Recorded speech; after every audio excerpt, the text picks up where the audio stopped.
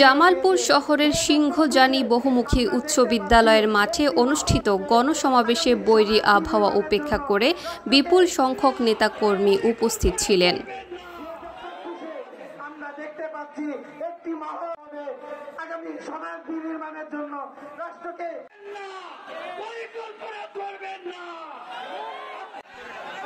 বাংলাদেশ খেলাফত মজলিসের মহাসচিব আল্লামা মামুনুল হক বলেছেন, স্বাধীনতা অর্জন করা কঠিন, স্বাধীনতা রক্ষা করা আরও বেশি কঠিন।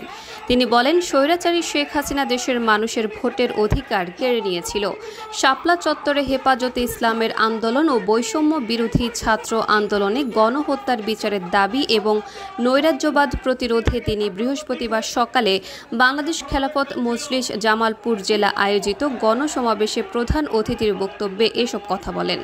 বাংলাদেশ খেলাফত মজলিস জামালপুর জেলা শাখার আহ্বায়ক হাফেজ মাওলানা মোহাম্মদ আলী খানের সভাপতিত্বে অনুষ্ঠিত গণসমাবেশে বক্তব্য রাখেন দলটির কেন্দ্রীয় ও স্থানীয় নেতৃবৃন্দ।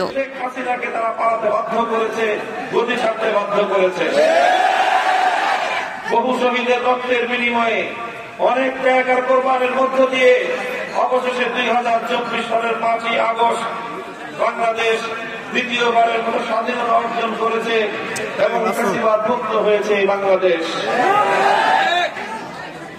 আমরা এই সকল আত্মত্যাগ এবং এই সকল শাহাদাতের জন্য এই সকল বীর শহীদদের প্রতি যেরকম চিরকৃতজ্ঞ থাকি, আল্লাহ তারপরে তাদের জন্য দোয়া করি, আল্লাহ যেন সকল শহীদদেরকে তাদের জীবনের গুনাহ মাফ করে জান্নাতুল ফেরদাউস দান করেন তাদেরকে। সংগ্রামী সাথী ও বন্ধুগণ, আমি এদেশের মানুষকে সতর্ক করি, যারা আগস্ট বিপ্লবে নেতৃত্ব দিয়েছেন, এদেশের আপামর ছাত্র জনতাকে আমি সতর্ক করতে চাই, মনে রাখতে হবে স্বাধীনতা অর্জন করা যতটা কঠিন, স্বাধীনতা রক্ষা করা তার চেয়েও বেশি কঠিন। বাংলাদেশের মানুষের সেই দীর্ঘ অভিজ্ঞতা রয়েছে, দীর্ঘ সংগ্রামের মধ্য দিয়ে এই স্বাধীন বাংলাদেশের অভ্যুদয় হয়েছে বিশ্ব মানচিত্রে। আমরা তিনটি আধিপত্যবাদের বিরুদ্ধে লড়াই করে আমাদের এই প্রিয় মাতৃভূমিকে স্বাধীন করেছিলাম। আমাদের প্রথমে লড়াই করতে হয়েছিল ব্রিটিশ বেনিয়ার আধিপত্যবাদের বিরুদ্ধে, আমাদের দ্বিতীয় সংগ্রাম করতে হয়েছিল এই পশ্চিমবঙ্গের দাদাবাবুদের, সাম্প্রদায়িক রবীন্দ্রনাথ ঠাকুরদের এই পূর্ববঙ্গের মুসলমানদেরকে দাবিয়ে রাখার আধিপত্যবাদী ষড়যন্ত্রের মোকাবেলা করতে হয়েছে আমাদেরকে। তাদেরকে মোকাবেলা করে তাদের থেকে দেশটাকে মুসলমান এবং এই পূর্ববঙ্গের মানুষের জন্য একটি মুক্ত উন্নত দেশ গড়ার লক্ষ্য নিয়েই 1947 সালে আমরা পশ্চিমবঙ্গকে সালাম জানিয়ে আলাদা করে এই দেশটাকে আমরা গড়বার স্বপ্ন দেখেছিলাম।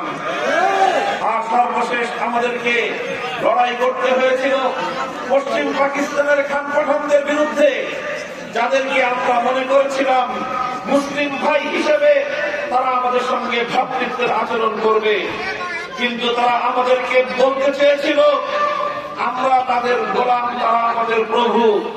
আমরা তাদেরকে পরিষ্কার বলে দিয়েছিলাম মুসলমানদের প্রভু একজন থাকে, মুসলমানদের রব একজন থাকে আরশে। এই জমিনে মুসলমানদের বন্ধু থাকতে পারে, কোন প্রভু থাকতে পারে না। আজও আমাদের পরিষ্কার কথা, বন্ধুত্বের জন্য আমরা অনেকের দিকে হাত বাড়াতে পারি, কিন্তু কেউ যদি আমাদের দিকে প্রভুত্ব করতে